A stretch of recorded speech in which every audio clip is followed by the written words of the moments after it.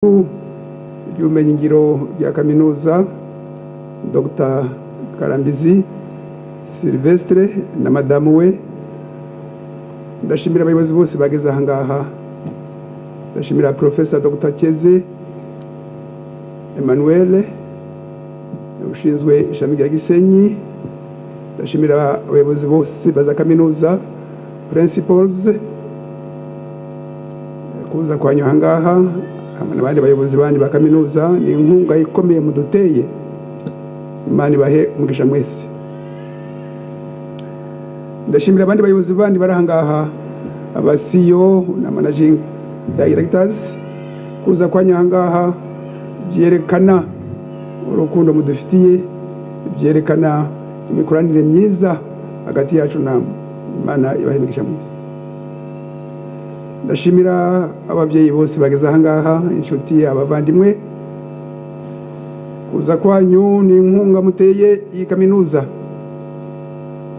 By'umwihariko ndashimira intore z'ishuri rikuru ry'ubumenyingiro rya ILK. Intore za mbere ni imfura ku murimo mwiza mwakoze. Reka tubakomere mu mashyi tubashimira. Muri intore koko, n'amasomo yanyu, ibyo mwakoze byose tugeze kuri uyu munsi ngo dushimire Imana, ariko namwe tubashimire. Mukomeze mube intore z'igihugu koko, mube indakemwa rwose mu buzima bwayo bwose aho muri hose. Ndashimira abanyeshuri bakiga, abanyeshuri baje aha ngaha ngo barebe ukuntu nabo rwose ukuntu bazambara, ukuntu bazarangiza amashuri yabo. Abari aha ngaha mwese, abanyamakuru, nta kuntu twabura rwose gufata umwanya ngo tubashimire. Basabye imbabazi. Aha ngaha hari abantu batumva Ikinyarwanda, ururimi rwacu rwiza, ndetse n'abandi batumva Icyongereza. Muri abanyeshuri bacu hari abakongomani, tuvuze mu Cyongereza tukavuga n'Ikinyarwanda nta kuntu bakumva. Ndagira ngo mvuge muri make incamake ibyo maze kuvuga. Byivugire yuko bari amagambo anturutse ku mutima wanjye, ntango y'umutima. Ntago ndi gusoma, sinyakunda amadisikuru. Narabigishije mwese, isomo nabigishije ntago narisubiramo mu minota mike, ariko mumenye yuko niwo musingi wo kugira ubuzima bwiza, ubuzima buzana umunezero, ubuzima ndetse buzana intsinzi mu byo mukora byose. Ibanga nirihe? Ibanga no guhuza ubumenyingiro n'amahame y'ubuzima n'indangagaciro n'umuco, ngo ube umuntu muzima, umuntu wakwigirira akamaro, ukagirira akamaro abandi, ukagirira akamaro igihugu cyawe, ukagirira akamaro Imana. Iryo banga rero ni ukugendera ku mahame n'indangagaciro ngiye kuvuga mu kanya gatoya. No kubibutsa yuko nafashe umwanya ngo mbigishe iri somo njyewe njyenyine hamwe na mugenzi wanjye Dr Binenwa wamfashije muri iryo somo.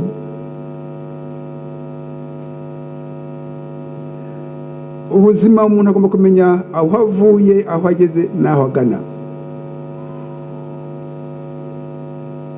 Agashakisha kumenya amahame yatuma agira umunezero, agira n'intsinzi bya buri gihe. Yitegura ndetse avuga ati Imana isari uyu munsi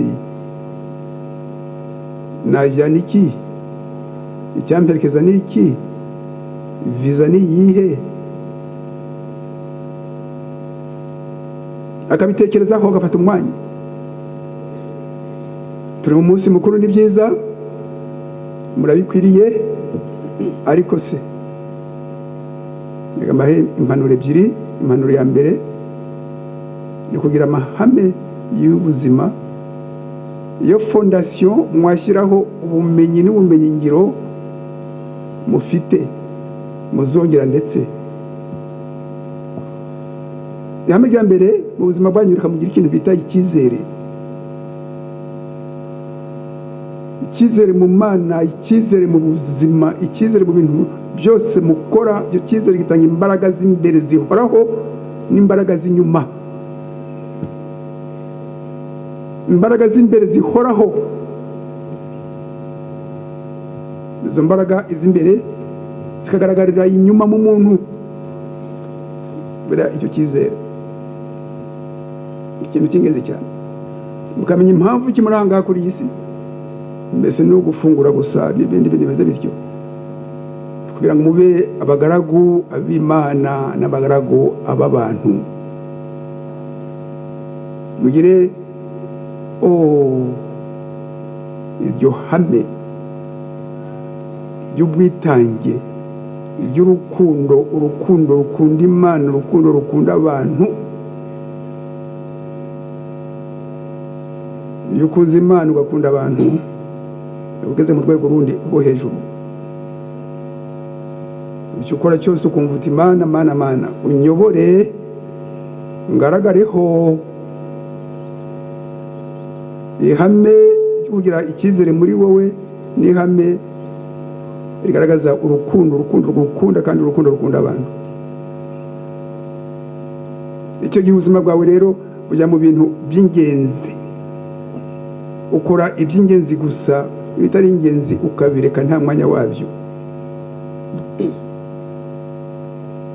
Ukiha iyo myifatire, iyo discipline. Icy'ingenzi ni kihe nakora, igitari ingenzi nta mwanya wacyo. Ukagira ihame ryo kwitoza wowe nyine indangagaciro, ubukiranutsi muri byose, ubunyangamugayo, kwicisha bugufi, kwihangana, kuzuzanya,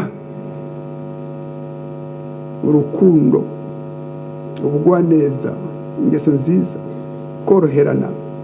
Iyi si ntabwo ari paradizo. Niyo waba ufite ibintu byinshi n'ubu umeze ute, iyi si ntabwo ari paradizo. Tumubwira kwihangana no koroherana, umuco w'amahoro. Ndashaka kuba inyangamugayo umukiranutsi. Umuntu antelefonye ati mbese urihe ubu ngubu, umbwiza ukuri. Niba hari indi gahunda yindi wenda wafashe ukibagirwa, umusaba imbabazi, ukaritekerezaho, ukagereka Imana igenamigambi iciriritse, ukagereka Imana irya kure, ukagereka Imana imitunganyirize, gushyira mu bikorwa nk'uko avuga uti noneho Mana, Mana igaragaze kwa kwizera kwanjye, abantu bakubone, igaragaze Mana. No kwisuzuma rero ngo noneho ibyo ukora byose wicishe bugufi, uvuga uti reka ndebe ahantu nasitaye, ahantu nakoze neza, ubutaha. Uburezi, umuntu ufite ibyangombwa byose ngo yifashe, afashe umuryango we, afashe igihugu cye, abe koko umugaragu w'Imana, umugaragu w'abantu.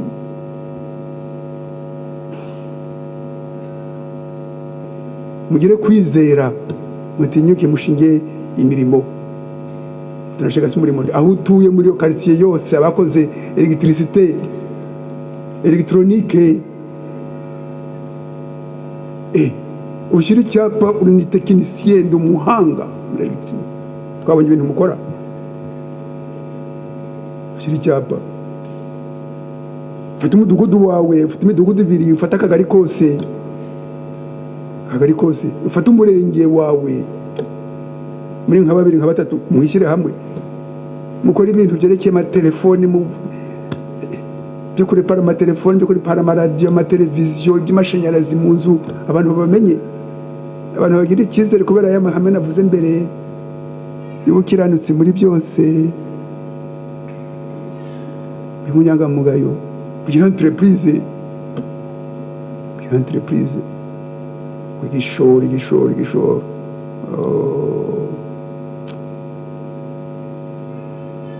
tunabigishije igishoro kiza ku mwanya wa kane ibintu byahiye nabwo Imana ikaguha amafaranga make ashoboka wasengeye ngo yakoreshe neza umushinga wahiye uri tayari wawutekerejeho waberetse Imana igenamigambi warikoze neza imitunganyirize aho hose nta gishoro uzasanga mu kwezi winjiza amafaranga menshi kuruta umushahara mutinyuke ushinga imishinga mukoreshe inama ntanga ushinga imishinga abakora rero mube abakozi beza abakozi baturutse muri kaminuza y'Imana kaminuza yashizwe n'Imana muheshe icyubahiro Imana yanyu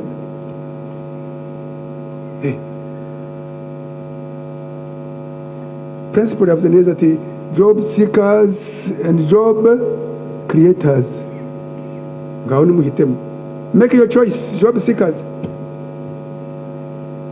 I have the pleasure to request to send an application. What kind of a pleasure to send an application? You have a pleasure to go and beg. To beg is not a pleasure. When I started this project, I was on foot in the city of Kigali. J'ai l'honneur de solliciter. Ufite honneur ujye gusabiriza honneur si yahehe.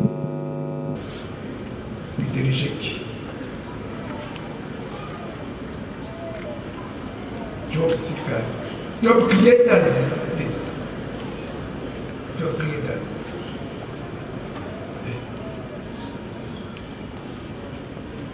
Soyez prêts à créer des emplois. Chassez la peur. Chassez la peur de créer des emplois. Ne pas vous contenter. J'ai l'honneur de solliciter un emploi. Quel honneur.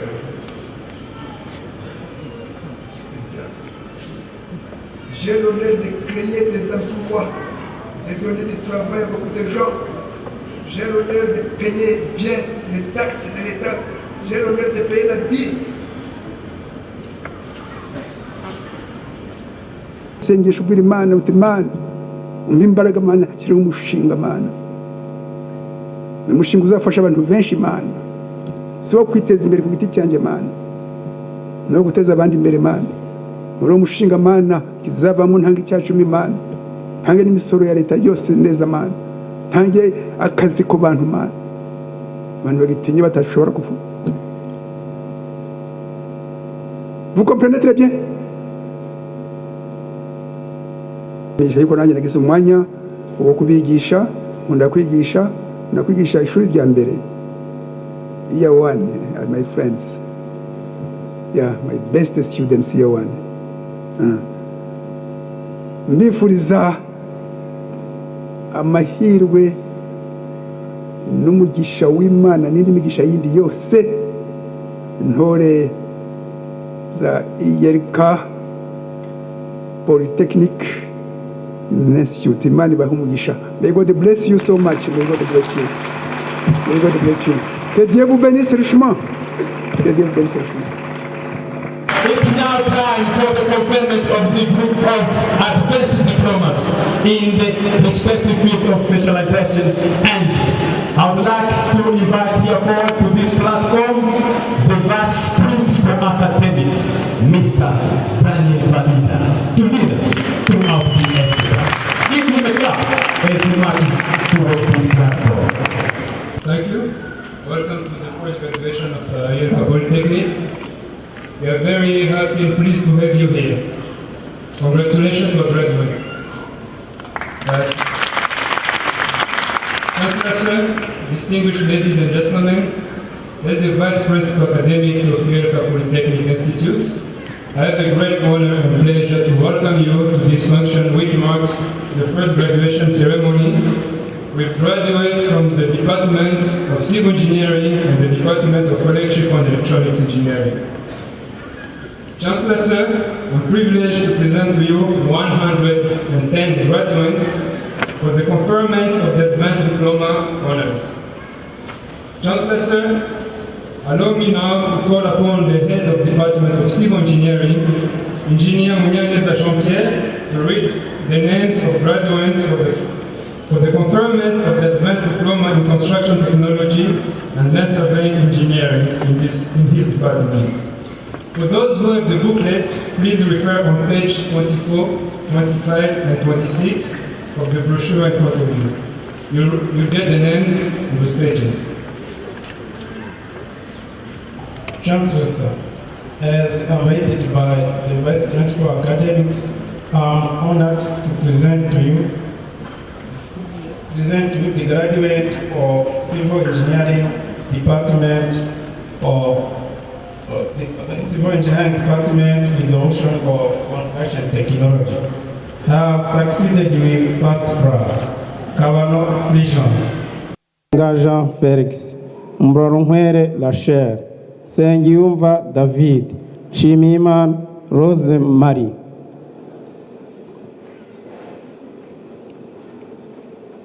Have succeeded with second class, upper division. Bizimana Martin, Dusingizimana Jean Bosco, Nyirangendahimana Mariam, Rugwiro Olivier, Rwabuneza Claudien, Shyaka Fabrice, Sindayigaya Swabi, Twizeyimana Jean-Marie, Ukurikiyimana Mathieu, Uwiringiyimana Godfrey. Have succeeded with second class, lower division. Bazimaziki Lemi, Murimuremyi Jean Dodier, Uwimana Odette, Gabiro Isaac, Habiyakare Kagabo Ivan, Itangineza Billy Sarexi, Kalisa Rukundo.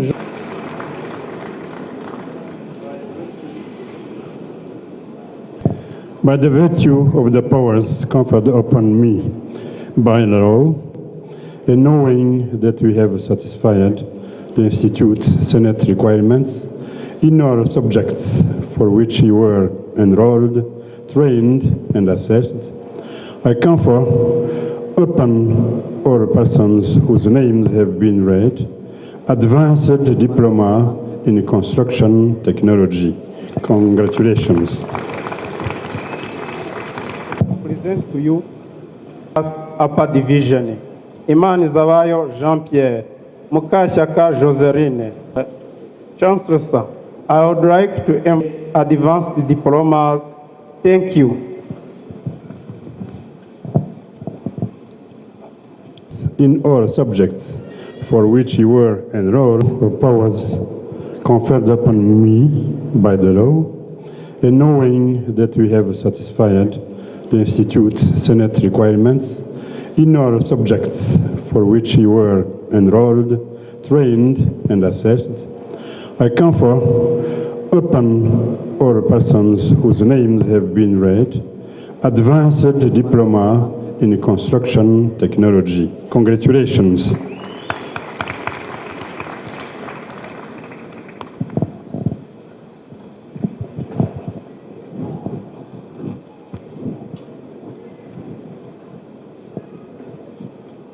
Chancellor, sir, allow me now to call upon the head of Department of Electrical and Electronics, Engineer Tuishime Kaijamahe Patrick, to read out the names of graduates by the Vice Principal Academics. I'm honored to present to you graduate of Electrical and Electronics Engineering Department in option of Electrical Technology. Have succeeded with first class. Nizeyimana Honore, Tuyishimire Nelson, Tuyishimire Theoneste, Twizerimana Jean-Claude. Have succeeded with second class lower division. Gombaniro Christian Hervin, Kairang Jean, Sabimana Jean Robertson, Chimimana Eric, Hakirutimana Agnes. Officially award them the advanced diplomas. Thank you. By the virtue of the powers conferred upon me by law, and knowing that you have satisfied the Institute's Senate requirements in all subjects for which you were enrolled, trained, and assessed, I confer upon all persons whose names have